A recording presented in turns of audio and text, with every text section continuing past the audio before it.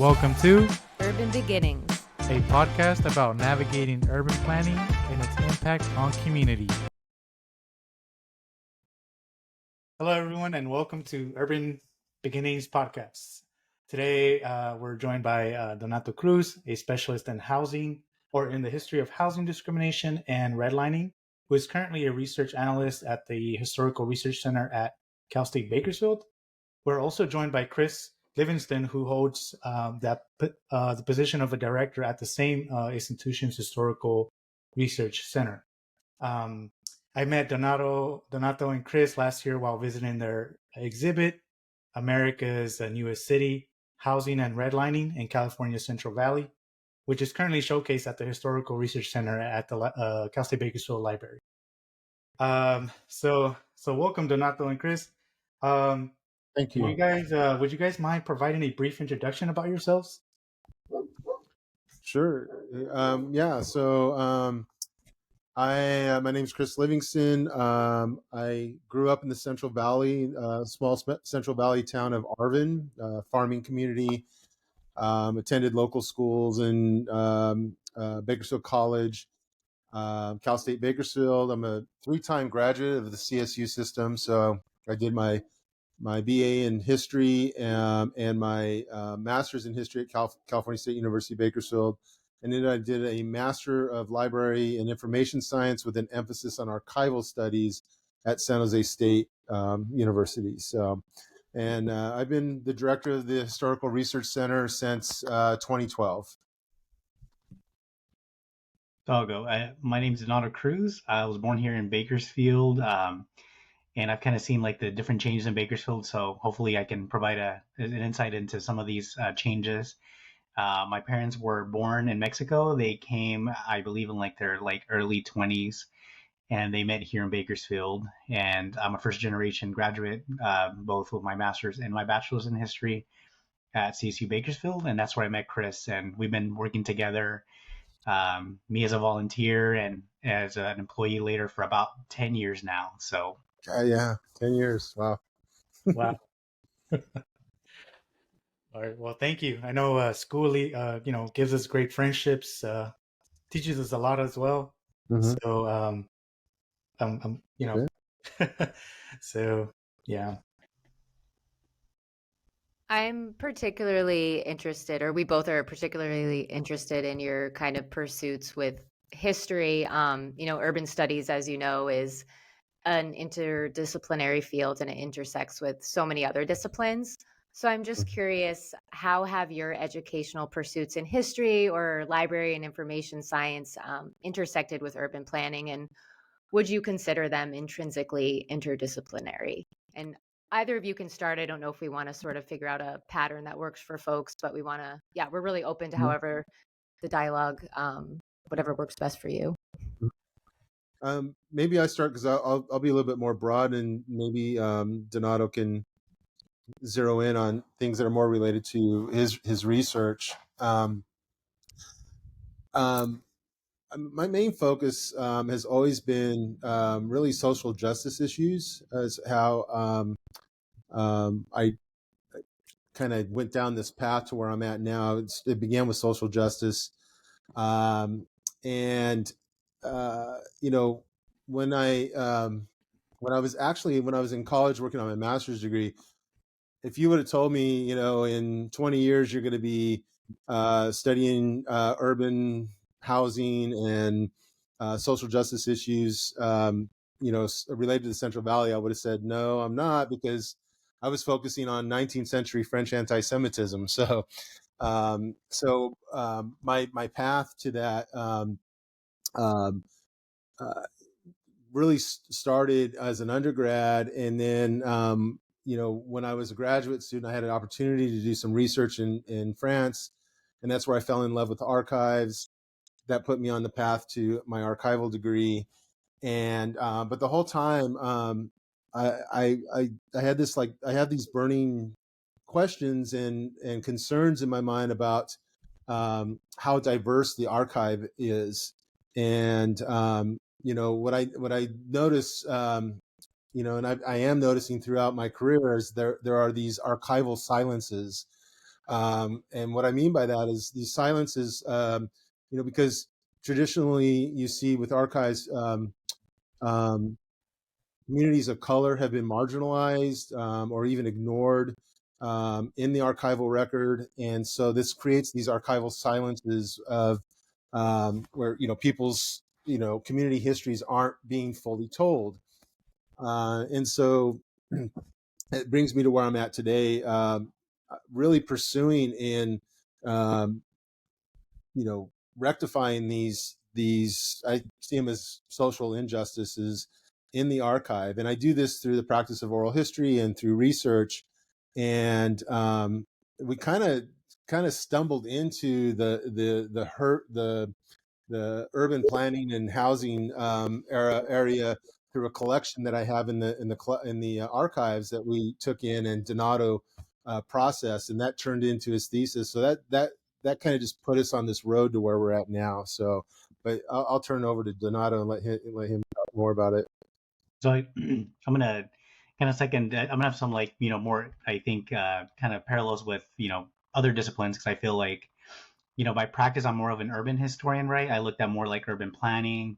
I look at more of like, how cities are kind of constructed over time and how racial segregation really fits into that. I think I'm really inspired by the historian Paige Glotzer, who says that these urban environments are unnatural, right? And to think of them as naturally constructed or as things that, happen on their own is something that is somewhat elusive, but something that we go through as a lived experience, right? Especially when we're not always, interacting with urban planners or even with urban or policy makers and things like that. So I think, once I started to think of things as unnatural, I started to look at like, research on like other cities of like Phoenix or, Illinois or, Oakland or Los Angeles and kind of look at like the urban infrastructure. And some of my focus is also the American West and how urban planning kind of shapes the modern U.S. kind of post-war period, right, in the 50s and 60s, and how suburban tract building, was kind of like the model, and it continues to be the model.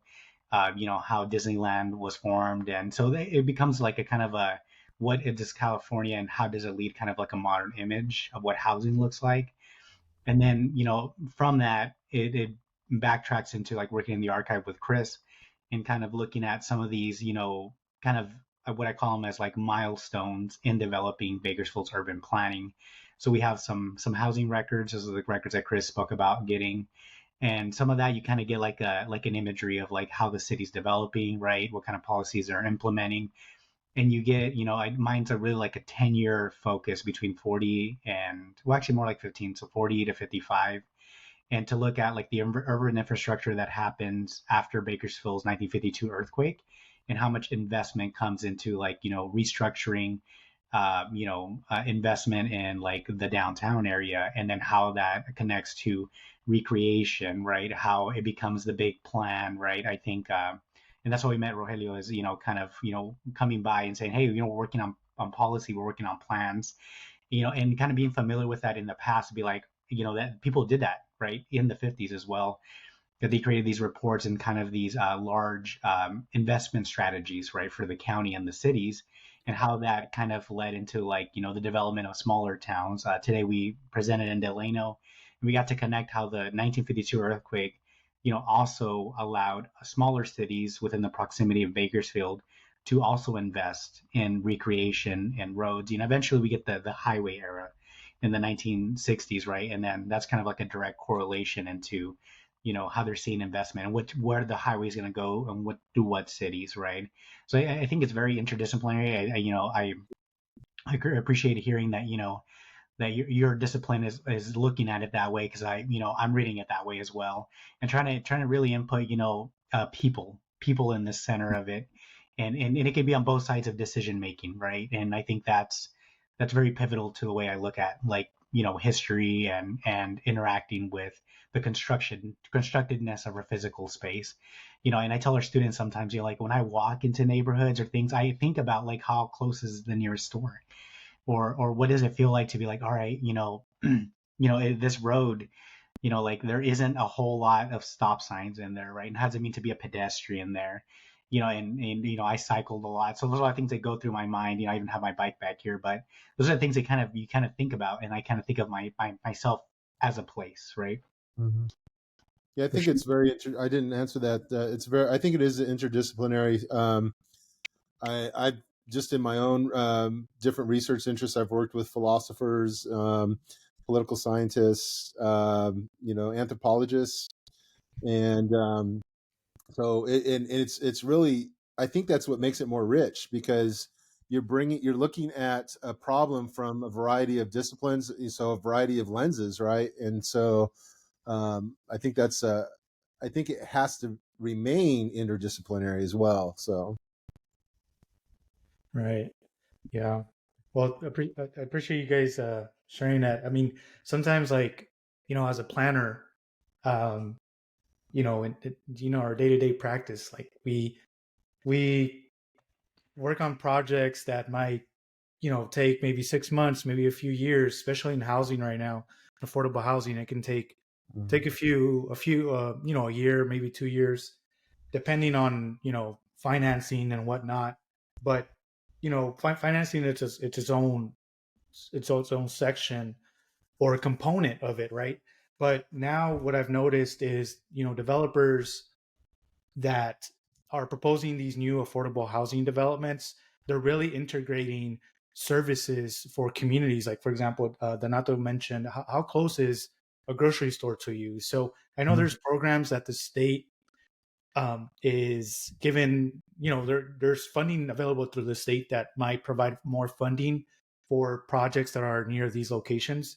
But I'm starting to see that even if certain developments are not taking or are going for this state or federal money, they still consider, how close in proximity are these amenities that are essential for a neighborhood to be, or even families to be. I wouldn't say necessarily, successful, but they're essential for their day to day, productivity.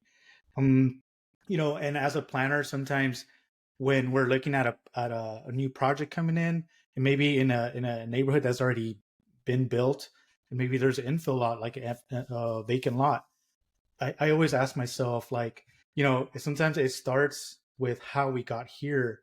Like, why isn't this lot built? Like, did it have any environmental concerns in the past? Or maybe there was a building and maybe some sort of natural, like an earthquake, like demolished the building, then which is never built again. But yeah, again, I appreciate you guys sharing. And yeah, Blair, any comments? Yeah, no, I appreciated both of your responses. And I always talk about sort of how I got to planning. And my first master's is in interior design. And I actually took an ethnography class, and that really sort of just opened up this whole new world to me. And so I think at the end of my program, I knew that I was actually an urban planner, less than like an interior designer, but working with the built environment. And then also just, in the spaces that people interact, really just, it just opened up, a whole new world to me that I think I always tell Rogelio kind of like existed in me before, but until sometimes you get sort of a class or an opportunity that really makes you think differently about something, you can't quite make the connection between, certain disciplines. So thank you guys so much for sharing that. I loved both your responses. it's interesting you bring up your interior design background. So one of the things that it kind of stares me in the face in the archives. We have a pretty robust architectural collection, so architectural papers, drawings, which include interior kind of designs, and so we have these architects are designing houses for people who are affluent, have money, and so on one side of the archive we have this, and then on the other side of the archive we have stories of oppression in housing, and so it's kind of I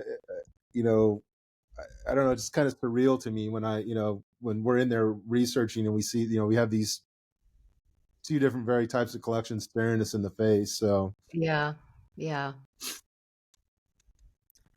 For sure. So, along your educational journey, when did you figure out that research would be the foundation of your career? And how did that realization affect your learning trajectory?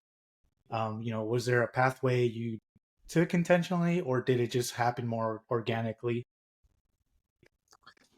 For me, I think it was organic. I knew, I remember as an undergrad, I was sitting in the Dorothy Donahoe Hall at CSUB, and there was a lot of stuff going on. There was professors talking to students and students talking amongst themselves, and the conversations I could, kind of eavesdrop on were seemed to be really positive and talking about, different education, different things about education, and it just seemed such a positive environment. And I knew at that point that I want to stay in academia, and I'm not sure, what that was going to look like. I think at one time I was considering pursuing the PhD in history, and um, but as I mentioned earlier, my experiences in research led me down the road to archives.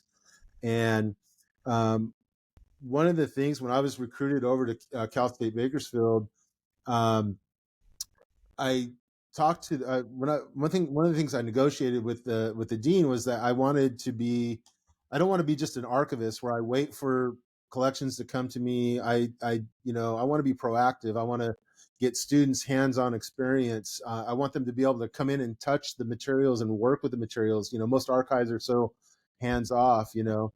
And I said, I also want to, I want it to be a research, a center for research, where we're not just collecting materials, but we're actually doing something with them. And um, so that was my vision going into this position. And then, um, as Donato mentioned, he started volunteering with me as a student, and we just clicked in when it came to research interests. And so um, we were fortunate enough to be able to hire him as our archival research specialist, and it's just been great to be able to share those interests with somebody, and really forward our agenda of doing research about our community, our various communities, and making share and be able to share that information with people. I think is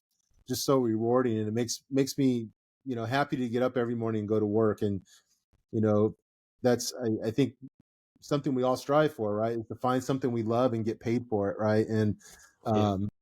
I think I'm living that dream right now. So I think mine's a little bit different. So I my background's pretty much in like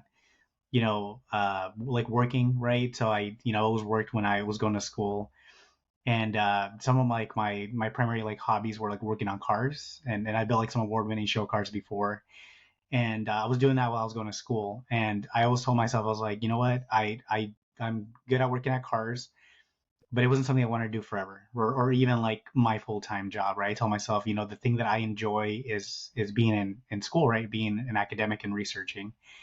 But when I was finishing my undergrad, I was like, well, what am I gonna do next, right? And a professor told me, he's like, well, if you still have questions after finishing your bachelor's, that means you need to do a master's, right?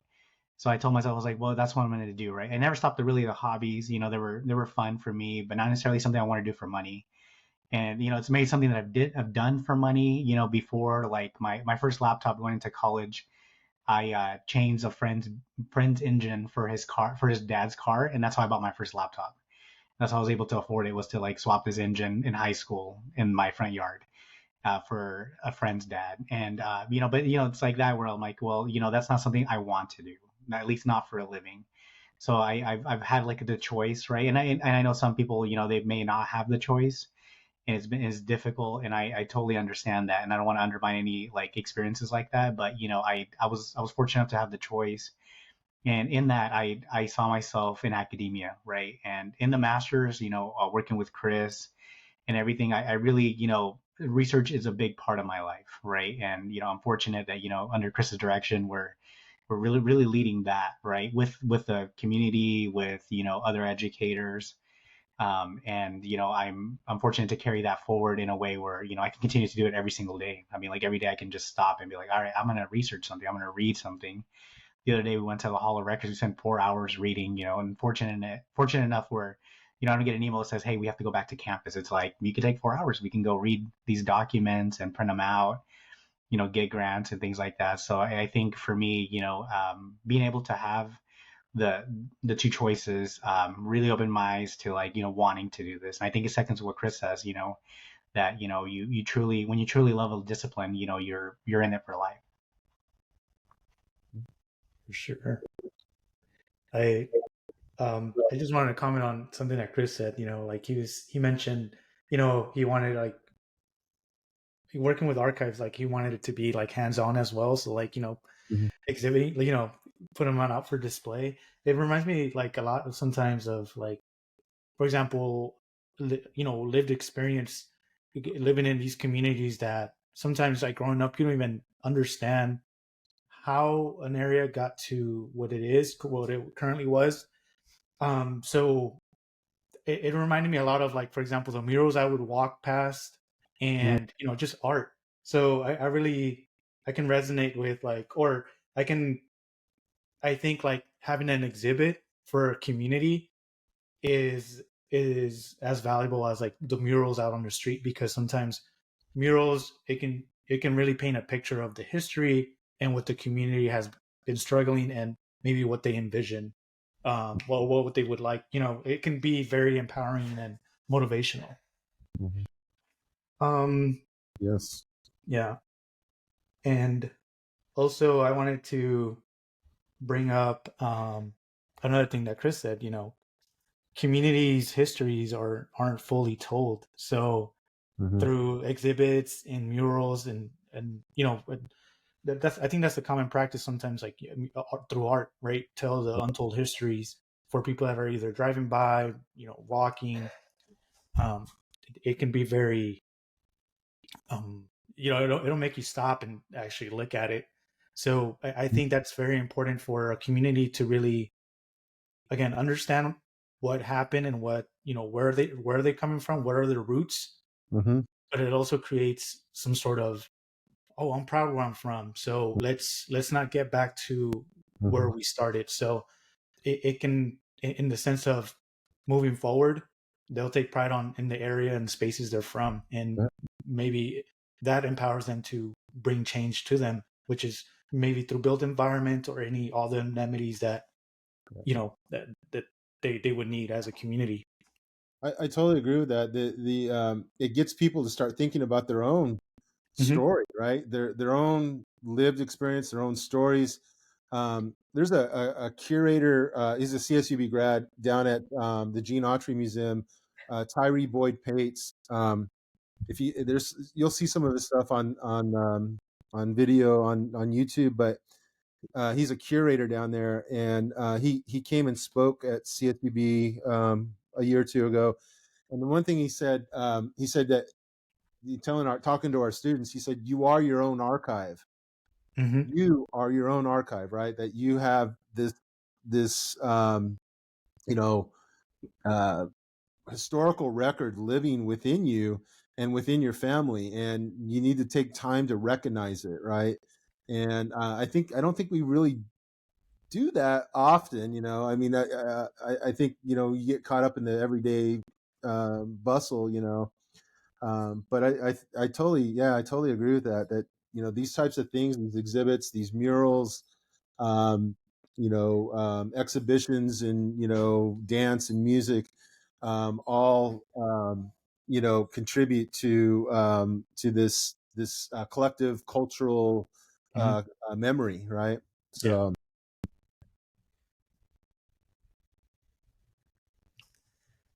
Yeah. So yeah, again, so I mean, it's incredibly powerful to see oral history take shape as an exhibit. Um, why was it important for you to display America's newest city, housing, and redlining in California Central Valley? Could you paint a picture of how you got the research to an exhibit, and uh, how does one inform the other? So I'll talk about the I guess the broader scope of how we do our exhibits, and then Donato, since you manage the group, he can go into more depth there. So our it's important to understand that our exhibit. So remember, I go back when I was talking about coming into CSUB, I wanted it to be a teaching and learning archive for our students. I wanted our students to get a hands-on experience, and so for our exhibits, our all of our exhibits are student driven. So even though the bulk of this research was done by Donato, we are trying to give our students tools so that they can learn these histories and write about them in a concise way. And this is tied to the public history emphasis in the history major. And so what we do is we have a group, we call them the gallery group, and they're usually students who volunteer. It's interdisciplinary. It varies from exhibit to exhibit. In the past we've had even nursing students and computer science students that are on these groups. It's typically history students and ethnic studies, but we do get a variety of students there. And basically we give them the idea, and they run with it, right? They go out, they do the research, they do writing. That it's all under our guidance. We edit the exhibits, we check citations and things like that, make sure the research is sound. But they get a full experience from researching an idea all the way to installation of an exhibit in for public presentation. And so that's kind of our approach for all of our exhibits. Now, for this particular exhibit, we were funded by a grant from the California Humanities, and that allowed us to free up other funding to do other aspects of this research. And so we were really fortunate in having this grant. So but that's kind of how we approach our exhibits. And Donato was the because this is his specialty, redlining is his focus. It just made sense that he would work closely with the students to complete this exhibit. And you can kind of talk about your experience more. Yeah. Want. So I'll talk about like why it was touch on why it was important to me, at least to start the exhibit, and then I'll go with how we researched and kind of developed it. But it was important to me because when I was researching and learning about like kind of the constructedness of these neighborhood segregation, I didn't realize that my uncle lived in one of the primarily like black and brown areas that were segregated until I did the research. Right, for me it was always like we took the bus there when I was a kid, and it was an area where my parents said, oh, people get in trouble there. And I didn't really understand that, right? And I think writing the research, it opened my eyes to more like we need to know the history, right? And kind of what does it mean to live there, right? And I knew what it meant to visit there, to be there, every weekend, see my cousins, and kind of see their outcomes as well, and kind of figure out like, all right, well, maybe it is the environment, right? Maybe a lot of things are constructed in that way. And then the other one was to kind of kind of reassess buying practices. When my parents bought their first home, they couldn't afford it, and my dad's boss bought it for them, and then they were on contract to pay the boss, right? And they charged them external amounts of like interest. Where am I gonna stay so I can see me? There you go. Is that better? Yeah, and it's recording, so Okay, we're good. awesome. So I think I can get where where I left off is just kind of I'm not sure where to stop recording, but I can kind of go over it again if you'd like. Yeah, So please. so I think some of the origins of like when I started researching was to kind of evaluate like where my uncle lived. He lived in some of these neighborhoods where I was researching, and I was looking at what it means to live in a primarily ethnic neighborhood that was segregated, right? And it's something that didn't really cross my mind when I was a kid, because it's like when you visit, you jump on the bus, right, and you just kind of show up, right? And once I was doing the research, I could think about it differently, right? Especially as I was developing and looking at some of these contracts, and what really established them as like primarily black and brown areas, right? And then the other idea is to like to ask like why have these areas been in poverty for like the last 100 years, right? And that became pretty important to kind of bring up, as we were researching, and saying, why does it have to be this, or even as people advocate, why does it continue to be this? So, and then after that, I started to even look at my own parents and how they bought their home, and they bought their home from their boss, my dad's boss, and they were able to finance with them. They said, "Hey, you want to buy a home? You can't, get a loan. We'll loan it to you." Right? They bought it on contract, and that's something that minorities did, especially during the time that I was researching. Right? Buying on contract was a practice that people bought on agreements with the broker and the real estate agent, right? But that opens up a lot of abuses. When my mom Mhm. tells a story, she talks about how much interest rates my dad's boss were charging them, right? They were paying him and charging him at the same time. And I think about the inequalities of, what does abuse look like? Is that even a fair agreement? What's kind of like the conversation there? And then after that, kind of whenever my parents were able to get a loan, they had to take two. They had to pay off the rest that the bank wouldn't loan them on the house, and pay, the boss the extra money, right? And then Mhm. continue to pay off the bank, right? I mean, luckily they bought their house, and they're in the last couple of years, they're owners and they have that equity. But that's something that definitely was challenging when I saw them grow up, right? And as they retold the story, I got to really evaluate, kind of my research in my place in it. And I'll go back to what a professor told me about experiencing secondary trauma, is where you kind of experience the trauma that of the people that you research, right?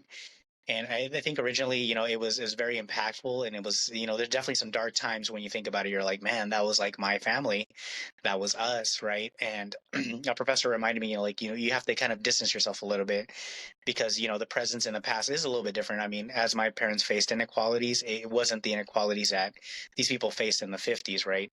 Mhm. So with that, it kind of opened my mind a little bit more.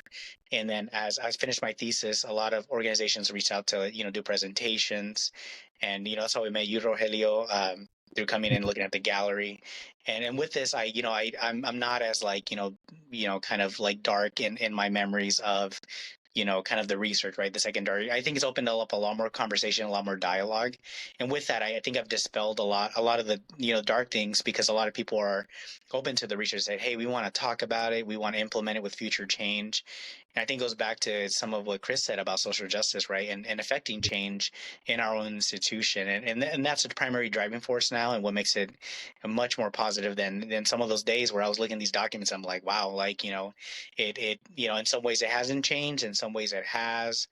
And when you're going through it, it's definitely an emotional state, and sometimes, right? And I think what researchers, I think we don't take enough time to really, reflect and kind of take a break from it, right? And I think sometimes you're so embedded in it that it's hard to separate, right? And and that kind of goes back to what the gallery, and kind of showing our students some of these documents, right? And then working with them one on one. So whenever we usually establish like a gallery, we do help them find resources, and I think it's a very guided kind of way, where we try to find them primary sources, books. We evaluate their writing, not in a way we tell them like, hey, we're just not going to write it, we're not going to publish about it. We tell them like, hey, what if you rewrite it? What if you take on this perspective? From other historians, this is really how we elevate the voices of others in this way.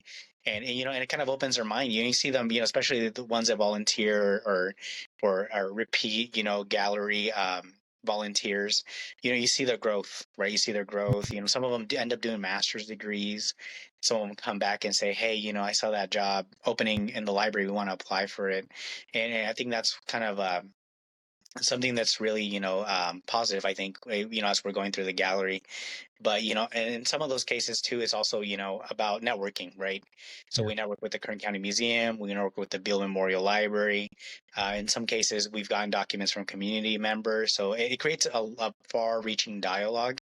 That we presented for the museum on redlining as well, so that opened up another conversation. And when we also do the graphic design in home as well, so I think it shows how interdisciplinary, and I think it goes back to what you said, Rogelio, about art and interpretation. I'm not the best graphic designer, but I do enjoy, kind of crafting those images and what is an argument, right? Yeah. To kind of show or reinforce what we're trying to get the point as. And I think some of our students, also kind of get to see that, top level approach when you're creating this, and you're saying, do I make an informed decision? It's like that mural artist who says, I'm going to make sure, the angle of the face is, projected, or I'm going to make sure that there's shadows, and to invoke emotion and things like that. So I think some of those are very much intentional. Mm-hmm. Yeah. You have both alluded to the power of asking questions and opening up conversations throughout this whole dialogue. I think that we definitely all acknowledge that creating the space to ask important questions is critical. Chris, you state we're hoping people ask questions about what the future holds and how we use this information to change our direction for the better. You've kind of touched on this a little bit, but how has your exhibit helped people ask questions, and why is this so important? Think about that for a second. And either of you can answer. It's open to. Yeah. I can go away. Well, Chris, thanks. So, Yeah. so over the time that I've done some presentations, and and I see some of those same lights, click on whenever people go into the exhibit. Yeah. And some of the questions that have been asked, it's like as people look at themselves in these neighborhoods, and we're showing a constructedness of history. I think they get to ask, why does my neighborhood does not have that grocery store? Why does my neighborhood have the liquor stores? Why does my neighborhood have bad schools, right? Why does my neighborhood, why is it classified as affordable if the living is not high class, right? And I think, a lot of people have brought up those questions in the presentations or also in the exhibit. Would say, wow, and I think a lot of the things that we get right now, that I've gotten at least with students, is saying, I didn't know this history, right? And one of the more prominent people that, Traco Matthews, if you guys have met him, he's pretty well known. He asked the question. He's like, I've always wondered where the history of this was in Bakersfield, right? And he had read the Rothstein's The Color of Law, that spoke about some of this redlining history, but not in Bakersfield, right? And he always said, well, where is the story? And I think that I think is probably one of the more profound kind of broad questions that leads up to different things. Where is this story? And then once they have it, they get to ask more things, whether it's related to where they live, to where they get educated, or even what the future of their neighborhood looks like. Can you repeat the question just so I keep it, Yeah, on of course. point? Sure. Yeah, I was just curious how your exhibit has helped people ask the important questions, and then why is asking these questions and opening up the space to have these dialogues important? Yeah. So, I do see it. I see it in our students. Well, the way I see it in our students, we have a lot of classes that come in through to visit the archives and to visit the exhibits. And we have a really close relationship with the history department. They bring their upper division writing requirement class in, and they also, the senior seminar classes come in as well.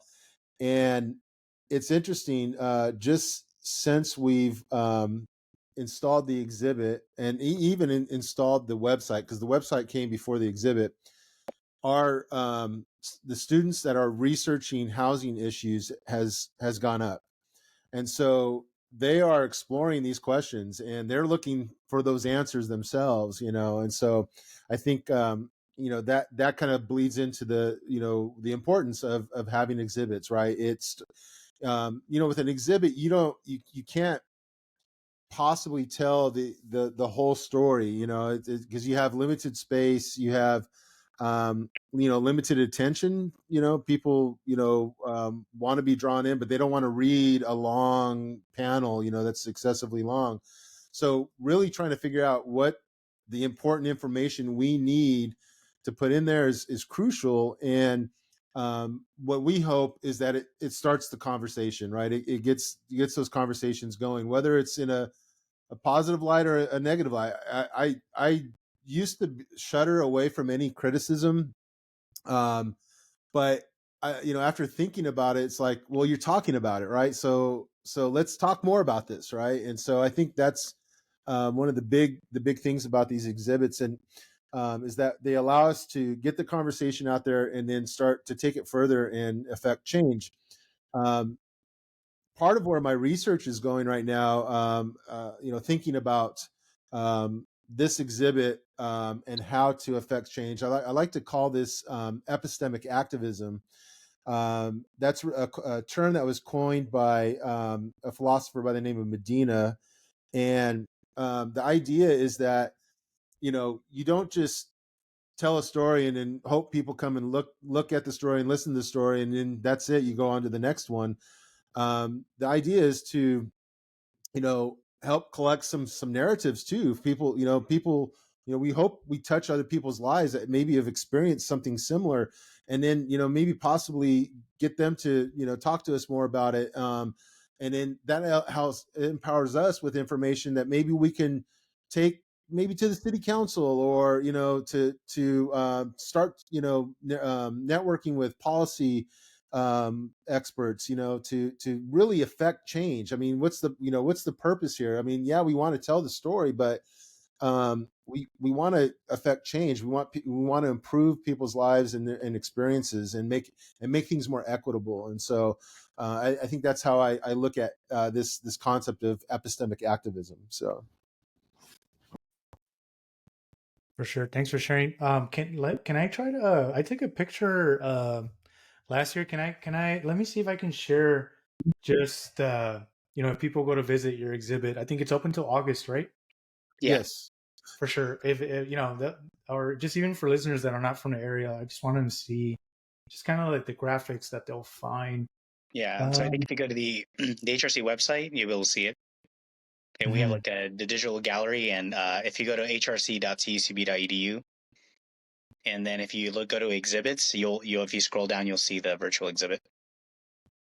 For sure. One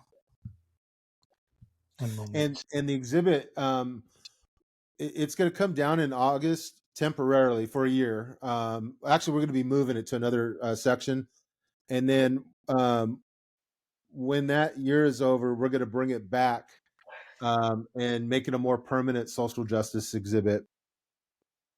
For sure.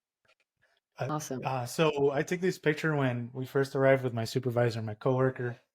I just thought it's a big wall. So, you walk in there to the right side, or, depending on what side you're standing on, you have just lines of books. And so you look at this, you see a map of Bakersfield. Obviously, if you're from Bakersfield, you're pretty. Bakersfield is big, but also, like, if you're from Bakersfield, like, you pretty much like know every area. I would assume, but you see this map here, and just it's just like eye catch, like it catches your eye. So it made me pause and just literally read, the context, and it really it was really a big wow for me, because I want to say, I'm from Los Angeles. I moved to Bakersfield in 2019, and with the intention, I came up here for a job opportunity as a planner for Kern County. And my intention was always to maybe, to go back to where I was born. And I think we touched on this a little bit when we met in person. It's just a small world, because I think Chris had family members that went to Dorsey, the high school graduate with, or Fremont. Yeah. Dorsey, yeah. So, anyway, sorry, getting back to my point. I wanted to go back to my neighborhood and, give back, maybe be a planner in that area. But honestly, after I visited this exhibit, and I told Blair too, I was like, I wanted to move back to Los Angeles, but now, after learning and, looking at some of the artwork and the, content you have on the wall, it made me realize like there's Bakersfield is much more. It's very similar to where I come from as well. You know, Donato talks about lived experience. I've talked in the past a little bit about invisible communities that usually, you know, talking about the neighborhood I grew up in is filtered through gang violence, you know, robberies. But you know, you take that filter out, there's invisible communities that are actually very productive, very healthy. Um, but I don't want to get too far off.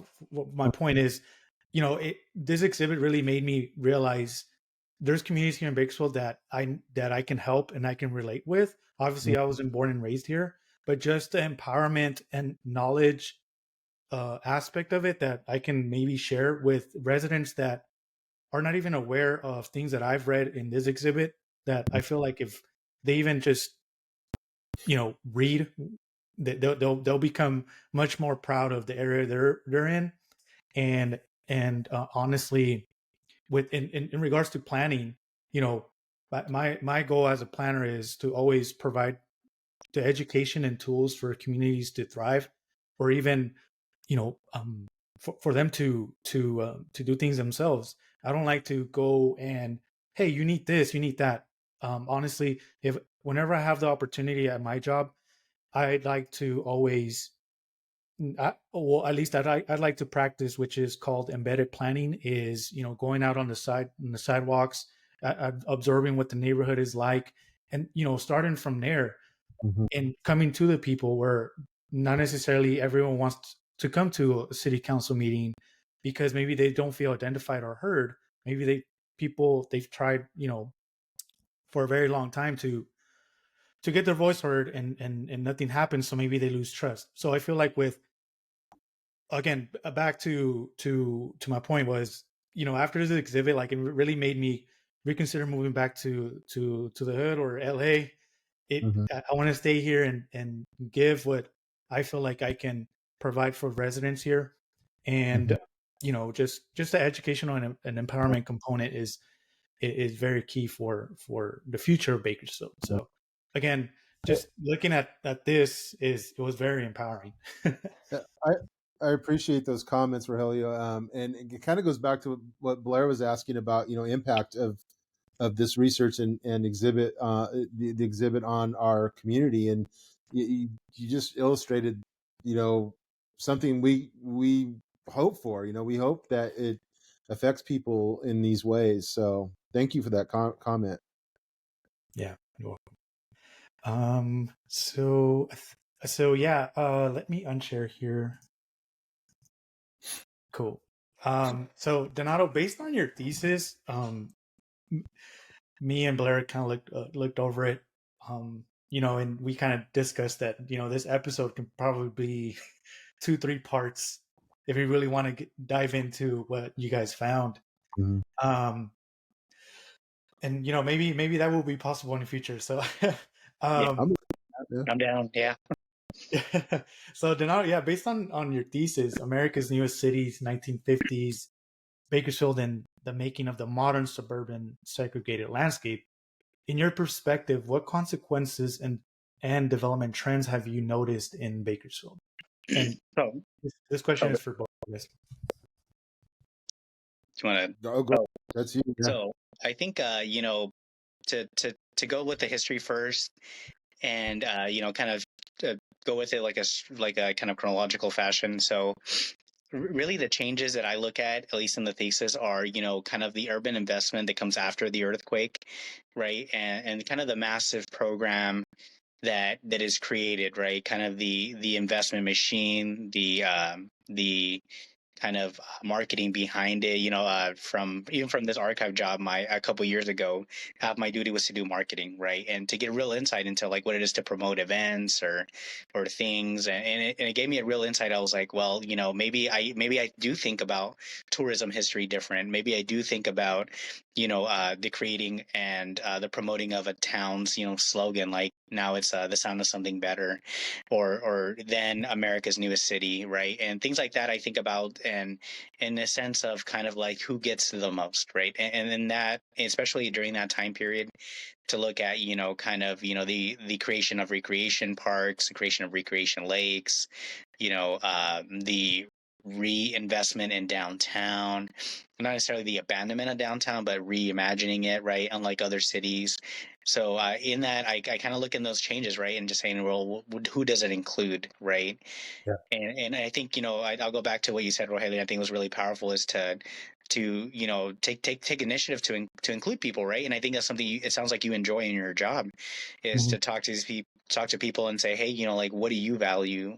As an urban planner, I serve what your needs are, not what my Yeah. my interpretation is, right? So and I truly appreciate that. And I think once you become a researcher, you become one with the community, right? And Mhm. and especially asking, like, what can we bring to the community? I think that's an important question. But and now, so in those changes, so I look at kind of like a 10-year program, right? After 1952 to about 1960, and kind of these massive changes, right? And I think well, both of you as urban planners, you might see strategic pushes from a city, right, when they're saying, all right, we're going to go with this platform, we're moving the city into this direction, right, we're going to create parks in this fashion. And if you think of, like, you probably, I don't know if you've been there whenever they switch a logo, but how much movement it takes to rebrand a city. We recently won one with here at CUCB, and they're calling everyone, all right, do you have a photo of the old logo? Do you have the text that is representative of the old logo? Do they're changing this now, even though we're not getting rid of it. It's no longer allowed to be used on. For us, it was like the Rowdy the Roadrunner logo wasn't able to be used for anything except athletics, right? So I could imagine, whenever they're creating like massive platforms to rebrand everything, it was like, and I see the cars driving around with the new quote and the city of Bakersfield sign. I was like, man, it's a massive move to resticker every car, to create new signs, to take down pretty much everything, right? To change all the information packets, right? Your signatures on your email. It's a very vast process, right? And that kind of opened my mind when I was writing this. I was like, wow, like this was a major platform to recreate it, right? The way that they did, rebranding the city this time. And it kind of made me think, that I was like, well, what direction was it moving to, right? And I looked at some tourist maps where communities of color were completely missing from it. I mean, there were like empty lots on these maps, and I'm like, well, those were very, very populated neighborhoods. I mean, people speak about them as very populated, and I was like, what does it mean to not have them on the tourist map? It means clearly the intention for someone that was visiting is that they didn't even exist, right? There was no Right. interest to even develop there Yeah. or even look at it. And that kind of makes me look at today, right? And that's why I bring up a lot of today, because there's the same type of machine, right? And Rogelio, you're someone who's subject of change, right? You're changing that perspective. And I think that's something they ask, and I didn't learn this till later with doing a presentation in GIS, where I was, and that was kind of like out of my you know out of my nature, right? Because I'm a historian, and I was presenting with a demographer who was a GIS kind of. He made maps for the city and stuff. I think for the county, and that he's a lifelong map maker. And in there, they were asking map makers. They're saying, "All right, if you work for a city and someone says we're going to name the city after the local troublemaker, you can say, hey, I don't necessarily agree with that, Mhm. right?" And I think that's an important question, and some of that important interception that as Rogelio says, that you do, right? And I think that is very, very important. Even if you say, I just take a little bit out of my day just to speak to people, it's incredibly important. You'd be surprised to hear, how important it is to really take that time and say, you know what, I'm going to protest a little bit, because, it makes that big change. A bump in the road makes a big difference, right? Yeah. Mm.